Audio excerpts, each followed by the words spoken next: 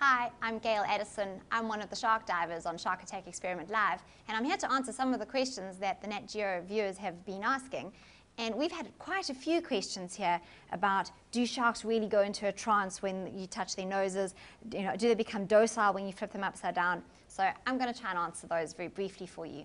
We do a lot of work in shark capture, and tonic immobility is what they call this, and it really is a very useful method of capturing animals without hurting them. As a matter of fact, quite recently we were called into the aquarium at Ushaka to have a look at a pregnant raggy that they wanted to see if she was still pregnant or what had happened, because they were quite sure she was over term, and they wanted to do an ultrasound on her, and they didn't want to inject her. So what they did is they asked us if we could go in and turn her into tonic immobility. So what ends up happening is, on sharks' noses are a lot of little ampulla of Lorenzini. So when you touch that nose, it's kind of like sensory overload for them, and their eyes roll back into their heads, and you can flip them over, and they'll struggle for a little bit, and once they're flipped over, then they relax. So yes, it's not so much that they've gone docile, it's that they have relaxed and they're in sensory overload. And you can hold them like that for quite a while.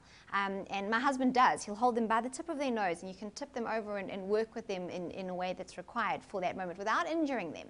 And then when you flip them back over, they'll just swim away. So I hope that answers your questions.